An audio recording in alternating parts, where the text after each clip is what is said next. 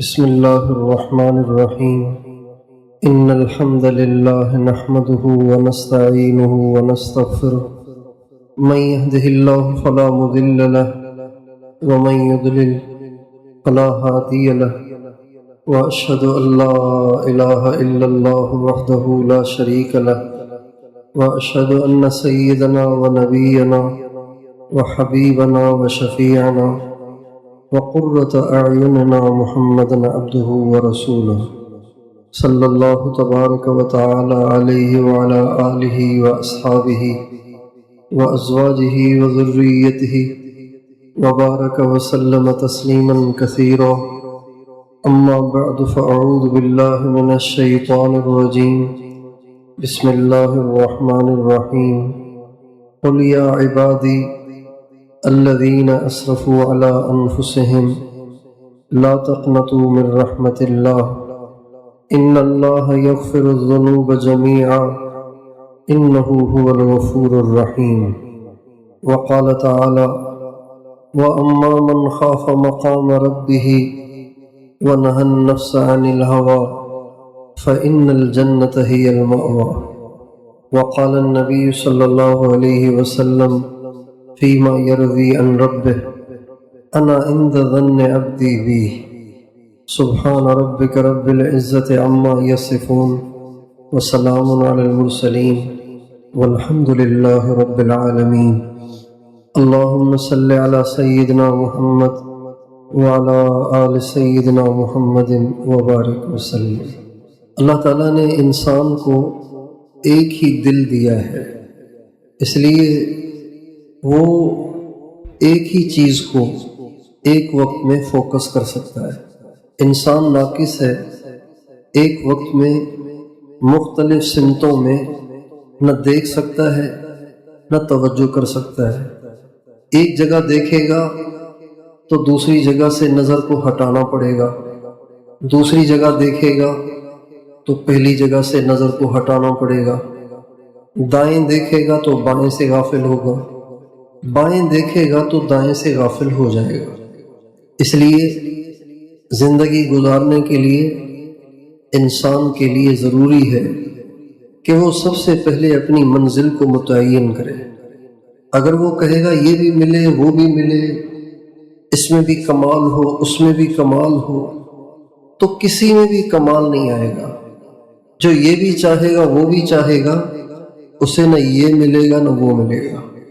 نبی کریم صلی اللہ علیہ وسلم کے زمانے میں ایک طبقہ تھا، ایک جماعت تھی جو کفار کے ساتھ بھی نبھا کے چلنا چاہتے تھے، اللہ کے دشمنوں کے ساتھ بھی جوڑ رکھنا چاہتے تھے اور اللہ کے نبی کے ساتھ بھی جوڑنا چاہتے تھے.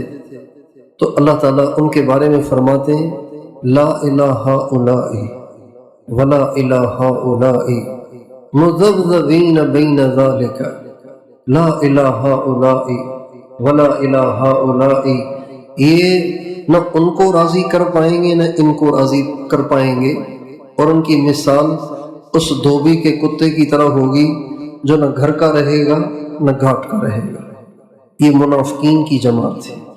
تو جو لوگ دنیا کے مزے بھی لینا چاہتے ہیں، اللہ کی محبت بھی پانا چاہتے ہیں، دنیا کے چسکے بھی لینا چاہتے ہیں، اللہ کو بھی پانا چاہتے ہیں، دنیا کی رنگینیوں کو بھی نہیں چھوڑنا چاہتے اور اللہ کا قرب بھی چاہتے ہیں، تو یہ مذبذبین بین ذالک لا الہ ہؤلاء ولا الہ ہؤلاء بن کے رہ جاتے ہیں، لٹکے رہتے ہیں. نہ یہ اللہ کے بن پاتے ہیں اور نہ یہ کسی اور چیز کے بن پاتے ہیں. اس لیے ایک مسلمان کو سب سے پہلے اپنی منزل متعین کرنی چاہیے. مجھے کیا چاہیے، میں کس چیز کا طالب ہوں، میری منزل کیا ہے، میرا مقصد کیا ہے، میں کہاں جانا چاہتا ہوں، کہاں پہنچنا چاہتا ہوں. یہ ایک مسلمان کے لیے طے کرنا ضروری ہے. دنیا کی تمام چیزیں، دنیا کے سارے مال و متاع، دنیا کے تمام ساز و سامان، یہ سب عارضی ہیں، وقتی ہیں، بیکار ہیں، چھوٹ جانے والے ہیں، ختم ہو جانے والے ہیں، اس لیے ان کو منزل بنانا یہ اپنے ہی پاؤں پہ کلہاڑا مارنا ہے۔ اور ایسا انسان جو دنیا کے مال و متاع کو اپنی منزل اور مقصد بناتا ہے، جب موت کا وقت آتا ہے اور حضرت اسرائیل نمودار ہوتے ہیں اور اس کی روح قبض ہونا شروع ہوتی ہے، تو اس وقت یہ شخص اتنا پریشان ہوتا ہے، اتنا پریشان ہوتا ہے، اتنا پریشان ہوتا ہے کہ ہائے، زندگی تو لگی تھی ان چیزوں کے پیچھے اور یہ چیزیں تو ہاتھ سے چھوٹ رہی ہیں، تو میں تو پھر کہیں کا بھی نہیں رہا۔ یا حسرتا، اللہ تعالیٰ قرآن میں فرماتے ہیں، وہ یوں کہتا ہے، یا حسرتا علی ما فرطت فی جنب اللہ، ہائے میری حسرت، ہائے میری ندامت، ہائے میری شرمندگی، ہائے میری تباہی بربادی، کہ میں نے تو کچھ اور سوچا تھا، یہ تو کچھ اور ہو گیا، مگر پھر اس کے پچھتاوے کا کوئی فائدہ نہیں ہوتا۔ اس لیے انسان کو چاہیے کہ اپنی منزل کو سوچ سمجھ کے متعین کرے۔ میں نے ظہر کے بعد بھی یہ بات عرض کی تھی کہ آپ جتنے یہاں تشریف لائے ہیں، آپ سب کے سب آج کے 24 گھنٹے خوب اپنا ذہن لڑائیں اور اپنی منزل کو متعین کریں۔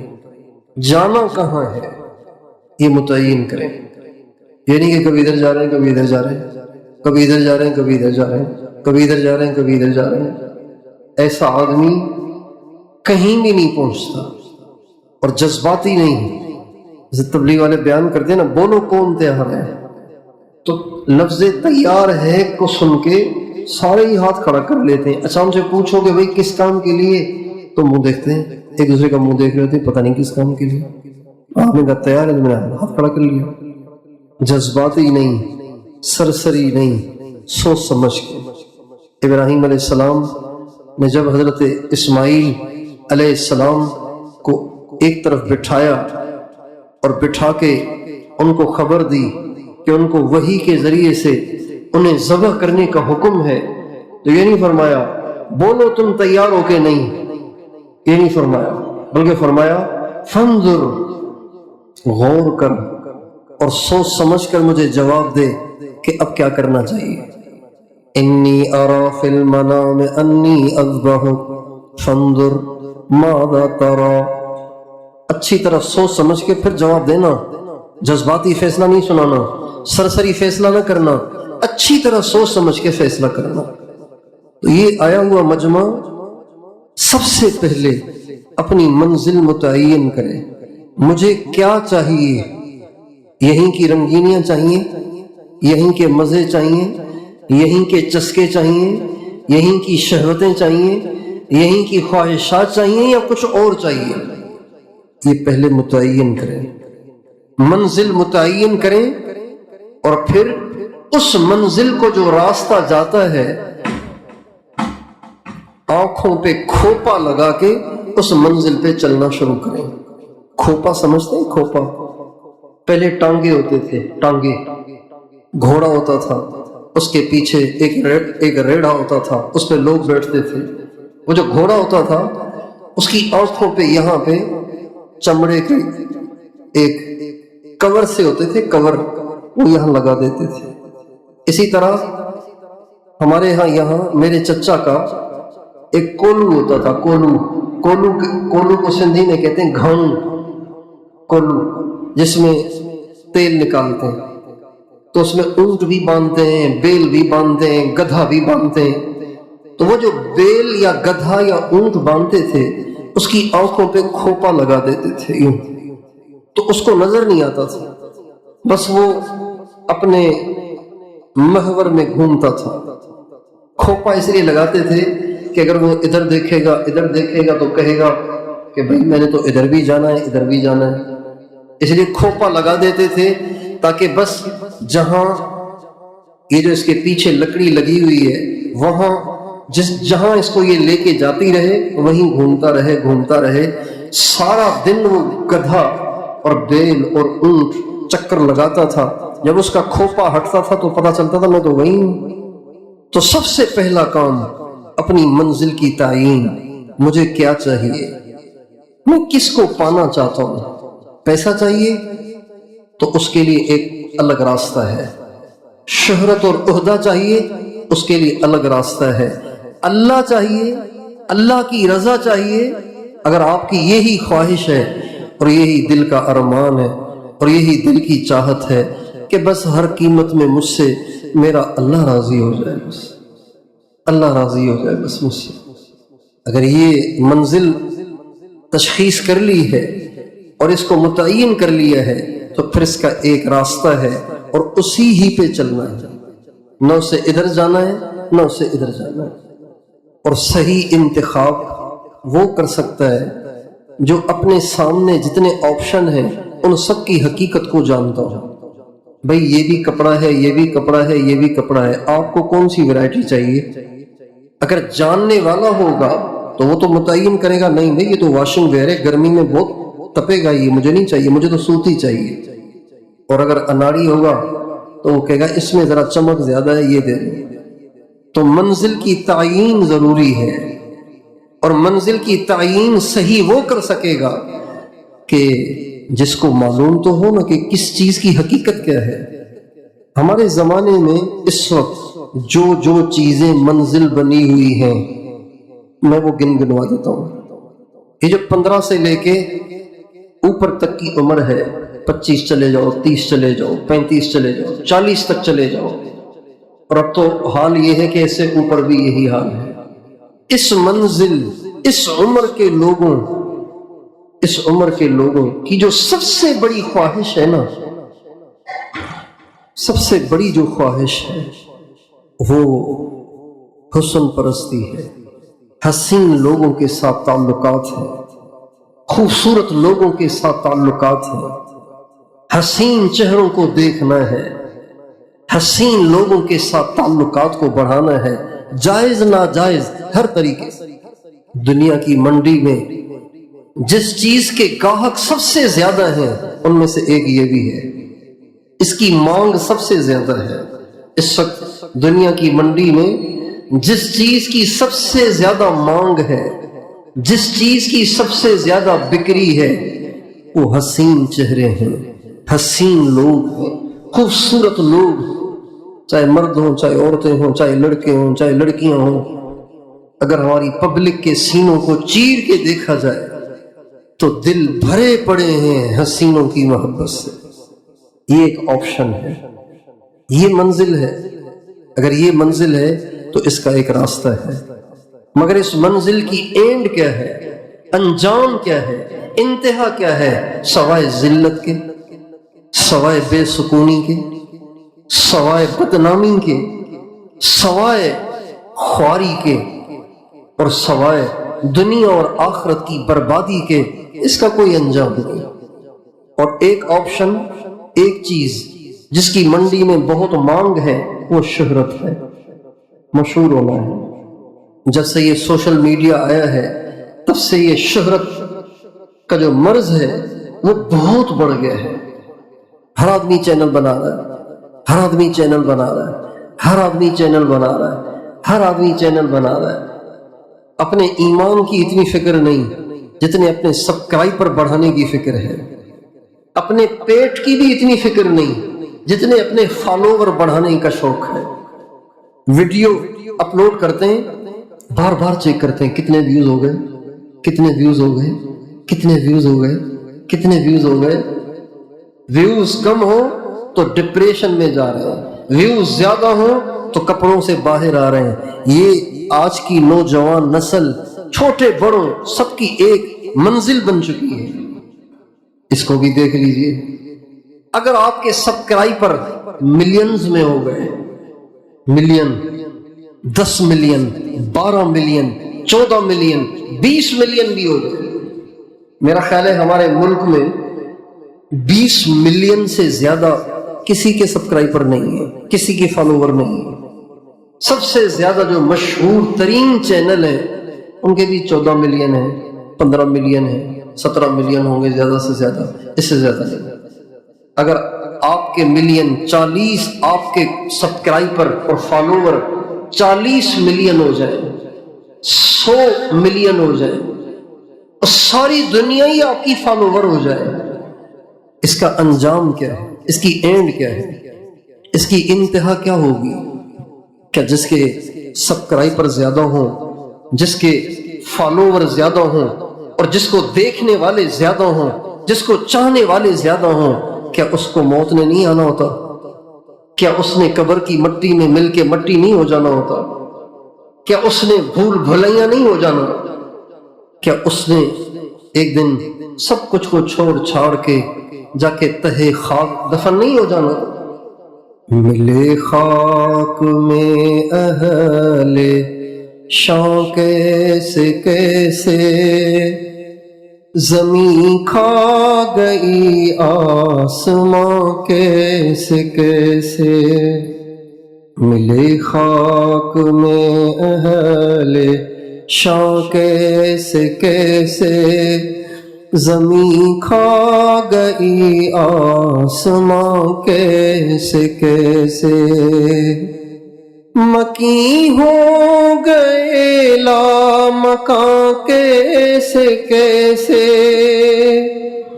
مکی ہو گئے لامکاں کیسے کیسے، جگہ جی لگانے کی دنیا نہیں ہے، یہ عبرت کی جا ہے تماشا نہیں ہے، جگہ جی لگانے کی دنیا نہیں ہے، یہ عبرت کی جا ہے تماشا نہیں ہے۔ یہ شہرت کا انجام ہے۔ کل نفس ذائقۃ الموت وإنما توفون أجوركم يوم القيامة فمن زحزح عن النار وأدخل الجنة فقد فاز وما الحياة الدنيا إلا متاع الغرور۔ یہ انجام، بادشاہ بھی مر جاتے ہیں، وزیر بھی مر جاتے ہیں، پیسے والے بھی مر جاتے ہیں، غریب بھی مر جاتے ہیں، زمیندار بھی مر جاتے ہیں، کسان بھی مر جاتے ہیں، حسین بھی مر جاتے ہیں، بھولے بھالے سیدھے سادھے کالے کلوٹے غریب مسکین بھی مر جاتے ہیں۔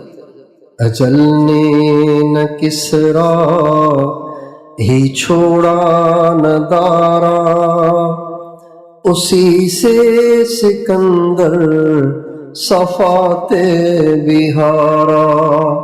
کیا بات کی ہے خواجہ مجذوب نے، کہتے ہیں کہ سکندر جو تھا نا، سکندر مقدونی، یہ اس دنیا کی تاریخ کا سب سے بڑا فاتح ہے، سب سے زیادہ فتوحات اس نے کی ہیں، سب سے زیادہ ملک زیر و زبر اس نے کی، خون کی ندیاں بہاتا ہوا بڑھتا چلا گیا، بڑھتا چلا گیا، بڑھتا چلا گیا، اور زیادہ سے زیادہ زمین کے رقبے کو اپنی ملکیت میں لاتا چلا گیا، لاتا چلا گیا، لاتا چلا گیا، اور تاریخ نے اس کو سب سے بڑا فاتح قرار دیا ہے، اور دنیا کا کوئی مد مقابل اس کے سامنے ٹھہر نہیں سکا۔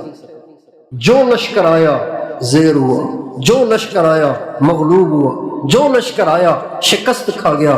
خواجہ مجذوب کہتے ہیں لیکن یہ اتنا بڑا فاتح اعظم اور ایسا زوردار قسم کا شخص، جب اس کے مد مقابل میں موت آ گئی تو یہ بھی ہار گیا۔ اجل نے نہ کسرا ہی چھوڑا نہ دارا، اسی سے سکندر صفات بہارا۔ ہر ایک لے کے کیا کیا نہ حسرت سے دھارا، پڑا رہ گیا سب یوں ہی ٹھاٹھ سارا، جگہ جی لگانے کی دنیا نہیں ہے، یہ عبرت کی جا ہے، تماشا نہیں ہے۔ کچھ بھی کر لیں، ایک دن ہمیں زیرو ہونا ہے۔ کچھ بھی کر لیں، ایک دن ہمیں فنا ہونا ہے۔ کہیں بھی پہنچ جائیں، ایک دن ہمیں بھول بھلیاں ہونا ہے۔ یہ دنیا کی منڈی کی مختلف چیزیں ہیں جس کے آج خریدار کروڑوں کی تعداد میں ہیں۔ حقیقت اس کی یہ ہے، 2 نمبر چیز ہے، لوگ اس کو 1 نمبر سمجھ کے دھڑا دھڑ خریدے جا رہے ہیں، خریدتے چلے جا رہے ہیں، خریدتے چلے جا رہے ہیں، خریدتے چلے جا رہے ہیں۔ کوئی حسینوں کے پیچھے مرا جا رہا ہے، کوئی شہرت کے پیچھے مرا جا رہا ہے۔ حقیقت یہ ہے سر۔ اور تیسری چیز جو دنیا کی منڈی میں جس کے سب سے زیادہ خریدار ہیں وہ ہے مال، پیسہ، اور آئے اور آئے اور آئے اور آئے اور آئے اور آئے۔ آپ کو دنیا میں کہیں ڈھونڈنے سے بھی ایسے لوگ نہیں ملیں گے جو کہیں گے بس بھی ہمیں نہیں چاہیے، بہت ڈھونڈنے سے بھی نہیں ملیں گے۔ لیکن ہمارے نبی کی جماعت میں ہر ایک ایسا تھا۔ حضرت علی رضی اللہ تعالیٰ عنہ گھر میں تشریف لائے تو دیکھا کہ امام حسن اور امام حسین دونوں رو رہے تھے، تو حضرت امام فاطمہ سے پوچھا یہ کیوں رو رہے ہیں؟ کہ کچھ کھانے کے لیے نہیں ہے اس لیے رو رہے ہیں، بھوک ہے۔ حضرت علی باہر نکلے ایک یہودی کے پاس، کوئی کام مجھ سے کروا لیں گے آپ؟ کہاں؟ یہ باغ ہے، اس کو پانی دینا ہے۔ ان کا بہت اچھا۔ پانی نکالتے رہے کنویں سے اور ڈول ڈالتے رہے، ایک ڈول پر ایک کھجور، ایک ڈول پر ایک کھجور، ایک ڈول پر ایک کھجور، ایک ڈول پر ایک کھجور۔ ڈول نکالتے چلے جا رہے ہیں، نکالتے چلے جا رہے ہیں، نکالتے چلے جا رہے ہیں۔ جب اتنے ڈول نکل گئے کہ جس کے بدلے میں ایک مٹھی کھجوروں کی مل گئی، ایک مٹھی کھجوروں کی مل گئی، تو یہودی سے کہنے لگے بس مجھے کھجوریں دو بس۔ کہ کیوں؟ کہ بس کھجوریں لے لی، مٹھی جتنی کھجوریں۔ کہنے لگے کہ ابھی تو اور بھی پانی کی ضرورت ہے، آپ اب ایک اور ڈول ڈالیں، اب آپ کو ڈبل اجرت ملے گی، ایک ڈول پہ 2 کھجوریں۔ تو کہنے لگے نہیں، محمد کے اہل بیت کے لیے اتنی کھجوریں کافی ہیں، آل محمد کے لیے اتنی روزی کافی ہے۔ مال کا شوق اور مال کا جنون کے درجے تک شوق، یہ دنیا کی منڈی کی تیسری منزل ہے جس کے پیچھے دنیا دیوانی ہے۔ وہ بھاگے چلے جا رہے ہیں، بھاگے چلے جا رہے ہیں، بھاگے چلے جا رہے ہیں۔ نہ اس میں حرام کو دیکھا جا رہا ہے، نہ اس میں حلال کو دیکھا جا رہا ہے۔ ہر ایک اس بات کی کوشش میں ہے کہ میں بھی آج کے زمانے کا قارون بن جاؤں۔ بھئی آپ نے قارون کا واقعہ نہیں پڑھا قرآن میں کہ آپ بھی قارون بننے کی کوشش میں ہیں؟ ان قارون کان من قوم موسیٰ فبغى عليهم وآتيناه من الكنوز ما إن مفاتحه لتنوء بالعصبة أولي القوة۔ اللہ تعالیٰ فرماتے ہیں قارون موسیٰ علیہ السلام کا رشتہ دار تھا، لیکن باغی ہو گیا۔ اور باغی کیوں ہوا؟ اس لیے کہ مال بہت زیادہ تھا۔ مال کتنا تھا؟ اتنا مال تھا، اتنا مال تھا کہ اس کے صرف خزانوں کی چابیاں 70 خچروں پہ لادی جاتی تھی۔ 70 خچروں پہ اس کے خزانوں کی چابیاں لادی جاتی تھیں، تو اس کے خزانے کیا ہوں گے، کتنے ہوں گے؟ اور اس کے خزانوں میں جو سونا چاندی تھا وہ کتنا ہوگا؟ اس زمانے میں نوٹ نہیں تھے، یہ تو کاغذ ہے۔ سونا تھا، چاندی تھا، ہیرے تھے، جواہرات تھے۔ وَآتَيْنَاهُ مِنَ الْكُنُوزِ مَا إِنَّ مَفَاتِحَهُ لَتَنُوءُ بِالْعُصْبَةِ أُولِي الْقُوَّةِ۔ اور بعض مفسرین کہتے ہیں 70 پہلوانوں کی جماعت اس کے خزانوں کی چابیاں اٹھایا کرتی تھی، اتنا پیسہ۔ لیکن انجام کیا ہوا؟ پیسہ تو اللہ تعالیٰ اپنے دشمن کو بھی دیتا ہے، پیسہ تو اللہ اپنے دشمن کو بھی دیتا ہے، شہرت اللہ اپنے دشمن کو بھی دیتا ہے، شہوت پوری کرنے کے اسباب اللہ اپنے دشمنوں کو بھی دیتا ہے، لیکن انجام تو بہت برا ہوتا ہے۔ اس لیے مال بھی کوئی منزل نہیں ہے، مال بھی کوئی منزل نہیں ہے، مال بھی کوئی منزل نہیں جس کے لیے انسان اپنی زندگی کھپا دے، بلکہ یہ تو آنی جانی چیز ہے۔ مال ہے ضرورتیں پوری کرنے کے لیے، ضرورتیں اللہ تعالیٰ نے ہر انسان کی مخصوص بنائی ہیں، باقی خواہشات ہیں۔ بھوک لگے تو کھانے کے لیے کچھ چاہیے، پیاس لگے تو پینے کے لیے کچھ چاہیے، نیند آئے تو لیٹنے کی جگہ چاہیے، یہ ضرورت ہے۔ دنیا میں ایسا کوئی انسان نہیں کہ جس کو بھوک لگے تو اس کو سونا کھانا پڑتا ہے، سونا نہ کھائے تو بھوک ہی نہیں مٹتی۔ وہی غلہ چاہیے، اس کو بھی روٹی چاہیے، سالن چاہیے، سبزی چاہیے، گوشت چاہیے۔ اور دنیا میں ایسا بھی کوئی انسان نہیں کہ جو 10,000 روٹیاں کھاتا ہو، وہی 1 روٹی، 2 روٹی، 3 روٹی، 4 روٹی، 7 روٹی، 6 روٹی۔ آج کل تو ویسے ہی غذائیں 2 نمبر ہیں، ویسے ہی معدے لوگوں کے خراب ہوئے ہیں، تو روٹی ویسے ہی کم ہو گئی ہے۔ تو مال اس لیے ہے، ورنہ مال کو انسان نے کیا کرنا ہے؟ کھانا تھوڑی ہے مال کو۔ یہ تو بے وقوفی اور نادانی اور بچپنا ہے کہ مال اکٹھا کیا ہوا ہے، اس کو گنتی کر رہا ہے۔ جیسے بچے گنتی کرتے ہیں نا، بچے عید پہ جو خرچیاں ملتی ہیں وہ گنتی کرتے رہتے ہیں۔ ابھی عید کے دن میں نے بچوں کو خرچی دی، میں نے تو دی 30 روپے، لیکن وہ بار بار گن رہے تھے، بار بار گن رہے تھے، 1 ہو گیا، پھر دوسرا ہو گیا، پھر تیسرا ہو گیا۔ بھائی ٹھیک ہے، گن لیا، 30 روپے ہی ہیں، پھر گن رہے، 1 ہو گیا، دوسرا، اچھا پھر یہ بھی ملا ہے، اب دوبارہ گنو، 1 ہو گیا، دوسرا، اب 4 ہو گیا۔ تو بے وقوفی کی بات ہے، پیسے گنتے چلے جا رہے ہیں، گنتے چلے جا رہے ہیں، گنتے چلے جا رہے ہیں، گنتے چلے جا رہے ہیں۔ اللہ تعالیٰ فرماتے ہیں کہ الذی جمع مالا وعددہ یحسب ان مالہ اخلدہ کلا لینبذن فی الحطمہ وما ادراک ما الحطمہ۔ مال جمع کر رہا ہے اور پھر اس کی بار بار گنتی کر رہا ہے، مال جمع کر رہا ہے پھر بار بار اس کی گنتی کر رہا ہے۔ ارے نالائق اور نکمے، یہ مال تیرے ساتھ ہمیشہ تھوڑی رہے گا، اس کو آگے بھیجو، یہ رکھنے کی چیز نہیں ہے۔ نبی کریم صلی اللہ علیہ وسلم ایک دفعہ گھر تشریف نہیں لائے، رات مسجد میں سو گئے۔ ہمارے نبی مسجد میں نہیں سوتے تھے، ہمارے نبی گھر میں سوتے تھے۔ ایک دفعہ ایسا ہوا کہ آپ مسجد میں سو گئے۔ صحابہ کرام نے پوچھا، یا رسول اللہ آپ رات گھر میں تشریف لے گئے، آپ ساری رات مسجد میں تھے؟ فرمایا ہاں مسجد میں تھے۔ کیوں؟ آپ نے فرمایا کچھ پیسے تھے تو وہ میں نے تو خرچ کر دیے تھے، تھوڑے سے رہ گئے تھے، تو کوئی ملا ہی نہیں دینے والا جس کو دوں، کوئی لینے والا ملا ہی نہیں، اس لیے مجھے شرم آئی کہ ان پیسوں کے ہوتے ہوئے میں گھر جا کے کیسے سو جاؤں، اس لیے میں نے رات مسجد ہی میں گزار دی۔ اب صبح کو اس کو خرچ کروں گا، اللہ کے نام پہ خیرات کروں گا، پھر گھر چلا جاؤں گا۔ آپ کے انتقال کا وقت قریب تھا، آپ کے پاس چند درہم یا دینار تھے، چند، 4 تھے یا 8 تھے، 4 یا 8 تھے۔ آپ نے سلام نے فرمایا وہ جو میرے پیسے رکھے ہوئے اسے خرچ کر دو، فوراً صدقہ کرو۔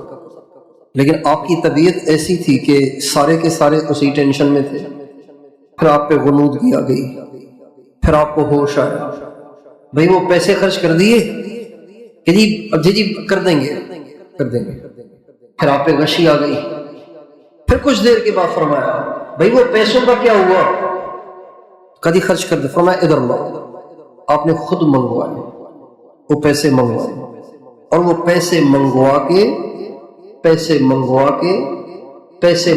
کے آپ فرمانے لگے محمد اللہ سے کس منہ سے ملے گا جب اس کے پاس پیسے پڑے ہوں۔ یہ کہہ کر آپ نے اپنے ہاتھ سے اسے صدقہ کیا اور پھر فرمایا اللہ تعالیٰ نے مجھے مال جمع کرنے اور اپنی خواہشات پہ چلنے کا حکم نہیں دیا ہے۔ مال کی تو ہمارے نبی کے ہاں یہ ویلیو تھی جس کو ہم نے منزل بنا لیا، مقصد بنا لیا۔ ما اوحی الی ان اجمع المال واکون من التاجرین، اللہ تعالیٰ نے مجھے یہ وحی نہیں بھیجی کہ میں مال جمع کروں اور بڑا بزنس مین بن جاؤں، ولیکن اوحی الی ان سبح بحمد ربک حتی یأتیک الیقین، اللہ نے مجھے یہ حکم دیا ہے کہ کہ میں اس کی تسبیح پڑھوں، میں اس کی پاکی بیان کروں، میں اس کو یاد کروں، یہاں تک کہ اسے یاد کرتے کرتے کرتے کرتے مجھے موت آ جائے۔ مجھے تو اللہ نے یہ کہا ہے۔ یہ تیسری چیز ہے جس کی دنیا کی منڈی میں بہت بکری ہے، بڑے اس کے فالوور ہیں، بڑے اس کے چاہنے والے ہیں، بڑے اس کے دیوانے ہیں، بڑے اس کے طلبکار ہیں، لیکن انجام اس کا کیا ہے؟ آپ جا کے دیکھیں پیسے والوں کی قبروں کو، پیسے والوں کی قبریں کوئی آسمان پہ نہیں بنتی، ان کی قبریں بھی انہی قبرستانوں میں، انہی مٹی میں انہیں بھی دفن کیا جاتا ہے، اسی مٹی میں انہیں بھی دفن کیا جاتا ہے۔ اب باقی رہ گئی چوتھی چیز، جس کے گاہک بہت تھوڑے ہیں، اس کے گاہک بہت تھوڑے ہیں، اس کے خریدار بہت تھوڑے ہیں، جبکہ یہ سب سے بڑیا چیز ہے۔ اللہ تعالیٰ اپنے بندوں کو جو جو عطائیں کرتا ہے، جو جو نعمتیں دیتا ہے، جو جو نوازشیں کرتا ہے، جو جو ان پر انعامات کرتا ہے، ان میں سب سے بڑھیا انعام، سب سے بڑھیا عطا، سب سے بڑھیا اللہ تعالیٰ کی طرف سے کی ہوئی عطا وہ اللہ کی رضا ہے۔ بولیے وہ کیا ہے؟ یہ سب سے بڑھیا، اس منڈی میں اس سے بڑھیا کوئی چیز نہیں، دنیا کی منڈی میں اس سے بڑھیا کوئی چیز نہیں۔ یہ اتنی بڑھیا ہے، اتنی بڑھیا ہے، اتنی بڑھیا ہے، اتنی بڑھیا ہے کہ وہ صحابہ جنہوں نے اپنی جانیں بھی لگائیں، اپنی عزتیں بھی لگائیں، اپنے بیوی بچے بھی لگائے، اپنا وطن بھی اور دیش بھی لگایا، اپنا سب کچھ لگایا، سب کچھ لگانے کے بعد اور نبی کی صحبت کو پانے کے بعد بھی اللہ تعالیٰ نے جو چیز بطور سب سے بڑھیا انعام کی عطا فرمائی وہ یہی تھی۔ ہمارے نبی عمرے کے لیے تشریف لے جا رہے تھے، حدیبیہ ایک جگہ تھی، جب وہاں پہنچے تو مشرکین مکہ آ کے دیوار بن کے کھڑے ہو گئے، ہم نہیں جانے دیں گے آپ کو، ہم نہیں جانے دیں گے آپ کو، آپ کیسے جائیں گے؟ آپ کا دین اور ہمارا دین اور، آپ تو ہمارے دشمن ہیں، آپ سے تو ہماری جنگ ہے، آپ نہیں جا سکتے، یہ ہمارا علاقہ ہے، آپ اپنے علاقے میں جائیں، ہمارے علاقے میں نہیں آ سکتے۔ دیوار بن کے کھڑے ہو گئے۔ ہمارے نبی نے حضرت عثمان کو بھیجا تھا مکہ معظمہ، جا کے ان سے بات کرو، ہم لڑنے نہیں آئے، ہمیں عمرہ کرنا ہے، عمرہ کرنے تو اللہ کا گھر ہے۔ لیکن کسی افواہ اڑانے والے نے اڑا دی کہ حضرت عثمان کو مکے والوں نے شہید کر دیا۔ ہمارے نبی نے ایک کیکر کا درخت، کیکر سمجھتے ہیں؟ کانٹے دار جس میں جھاڑیاں ہوتی ہیں، کیکر، اس درخت کے نیچے اپنے سارے صحابہ کو جمع کیا اور فرمایا میرے ہاتھ پہ سارے ہاتھ رکھو اور یہ مجھ سے عہد و پیمان کرو کہ جب تک عثمان کا بدلہ نہیں لیں گے ہم واپس نہیں جائیں گے۔ اگر وہ شہید ہو گئے ہیں تو جان کی بازی لگانی ہے۔ پردیس ہے، جو عمرہ کرنے آتا ہے وہ کون سے ہتھیار لے کے آئے گا؟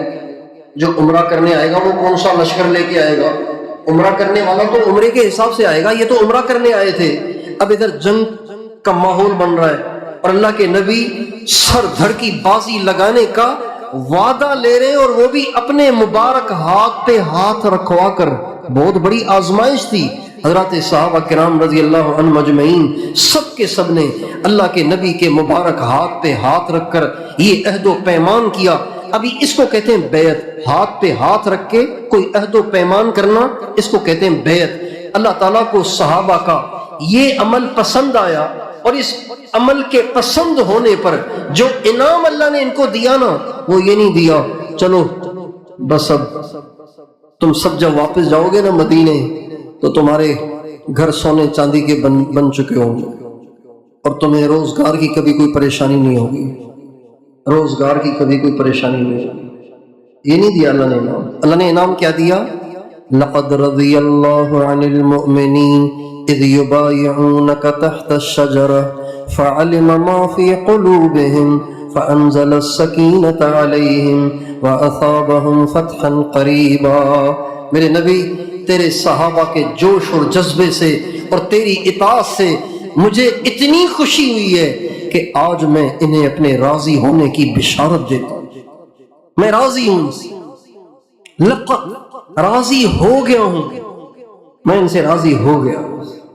مکے والوں نے ہجرت کر کے قربانی کی، مدینے والوں نے نصرت کر کے قربانی کی۔ مکے والوں کا گھر بھی مکے میں، بیوی بچے بھی مکے میں، جائیدادیں بھی مکے میں، مال پیسہ بھی مکے میں، سارا ہی کچھ مکے میں۔ یہ سب کچھ چھوڑ چھاڑ کے تنے تنہا صرف تن پہ کپڑے پہن کر وہ مدینے کو آئے۔ یہ ان کی قربانی ہے۔ اور مدینے والوں کی قربانی کیا؟ مدینے والوں نے اپنے باغات تقسیم کر کے آدھے ان کو دے دیے، آدھے خود رکھے، اپنے مال آدھے ان کو دیے، آدھے خود رکھے، یہاں تک کہ کسی کے پاس 2 بیویاں تھیں تو ایک بیوی کو طلاق دے کر اس سے نکاح کروا دیا۔ تقسیم بھی انتہا درجے کی، یہ انہوں نے نصرت کی۔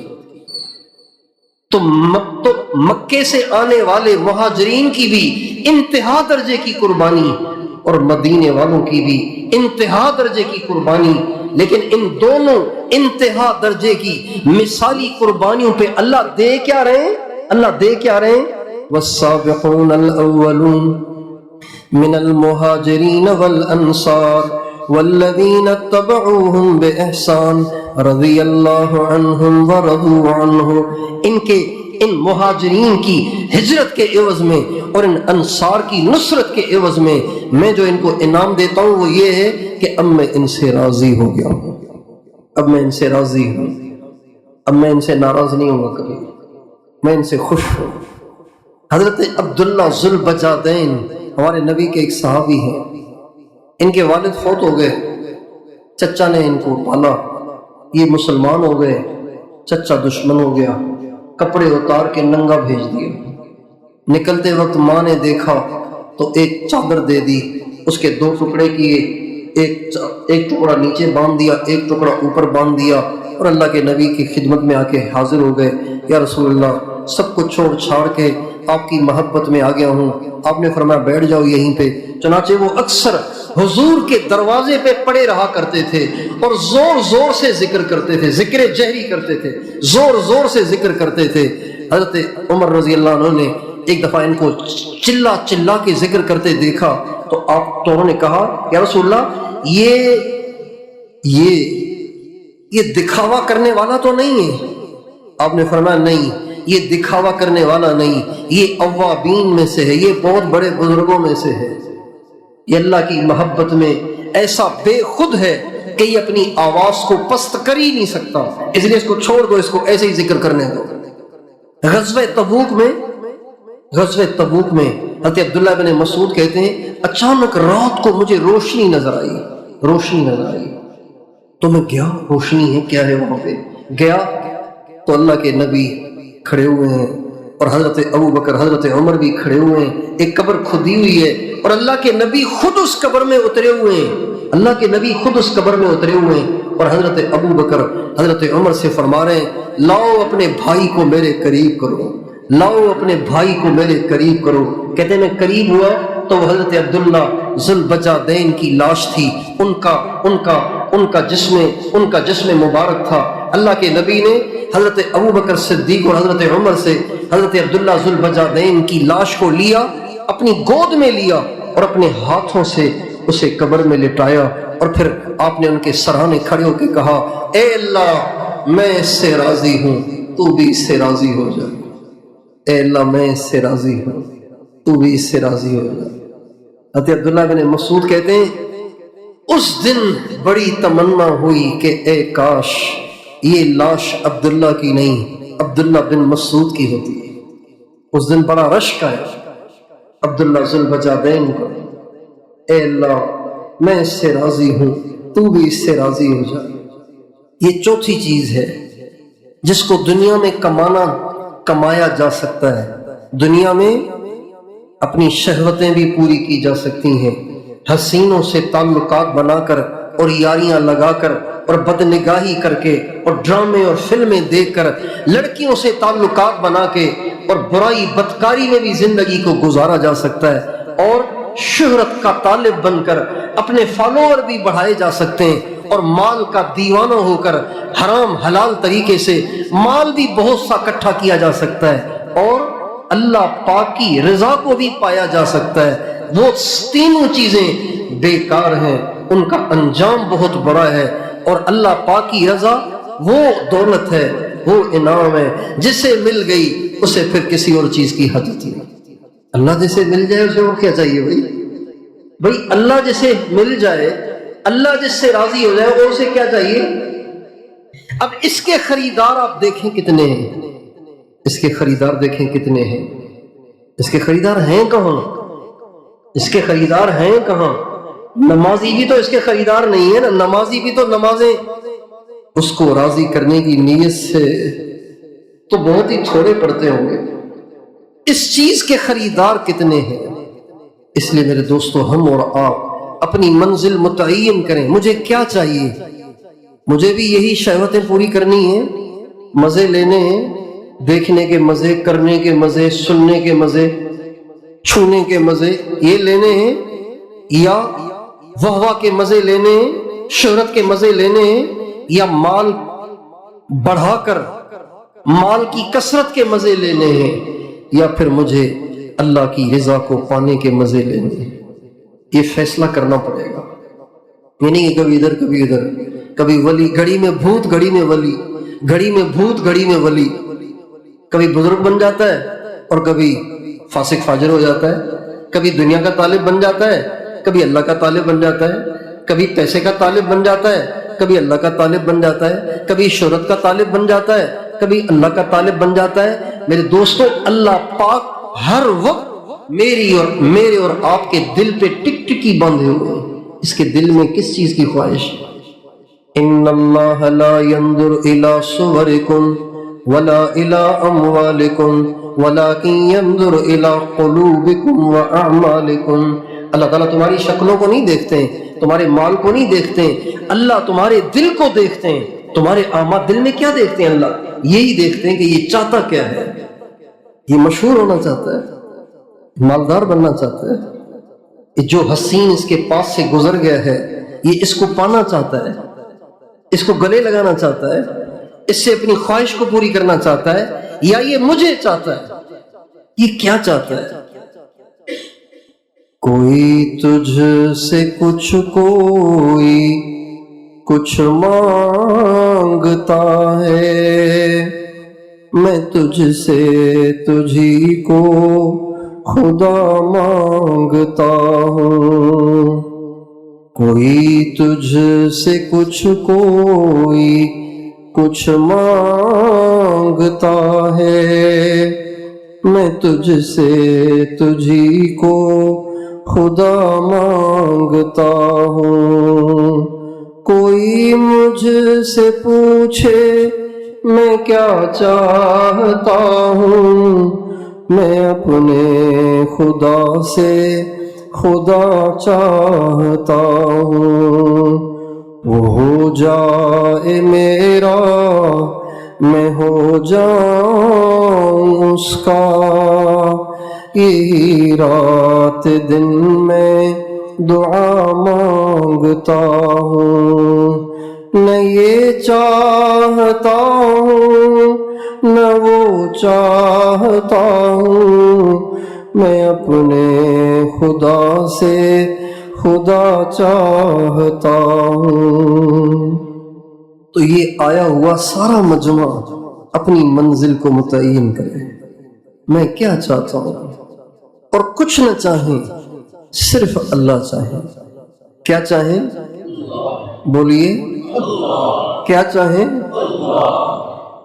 یا اللہ میں تجھے چاہتا ہوں، میں تجھ تک پہنچنا چاہتا ہوں۔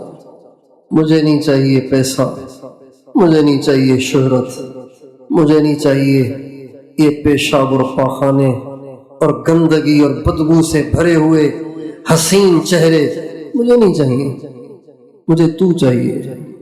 جب آپ یہ متعین کریں گے نا منزل، اب آپ کے لیے تقویٰ کے راستے پہ چلنا آسان ہے۔ اگر آپ متعین نہیں کریں گے تو شیطان کبھی ادھر لے جائے گا، کبھی ادھر لے جائے گا، کبھی یہ کروا دے گا، کبھی وہ کروا دے گا، تو ہمیشہ حیران سرگردان رہیں گے، کچھ پلے نہیں پڑے گا۔ ہمارے جتنے ساتھی ابھی تک گناہوں سے نہیں نکل پا رہے، وہ اس لیے نہیں نکل پا رہے کہ ابھی انہوں نے اپنی منزل متعین ہی نہیں کی۔ ابھی وہ دونوں لڈو دونوں چیزیں، دونوں خربوزے ایک مٹھی میں لینا چاہ رہے ہیں، ساری انگلیاں گھی میں ڈالنا چاہ رہے ہیں۔ ابھی انہوں نے منزل متعین نہیں کی، کراچی بھی جانا ہے، پشاور بھی جانا ہے۔ بھائی ایک ہی جگہ جا سکتے ہو نا آپ، کراچی ادھر ہے، پشاور ادھر ہے، آپ کیا کہہ رہے ہیں ادھر بھی جاؤں گا ادھر بھی جاؤں گا؟ کہ نہیں، اللہ تو قادر ہے نا، اللہ بڑا کریم ہے، اللہ کریم تو ہے، لیکن سمتیں جو مختلف ہیں تو آپ کیسے پہنچیں گے؟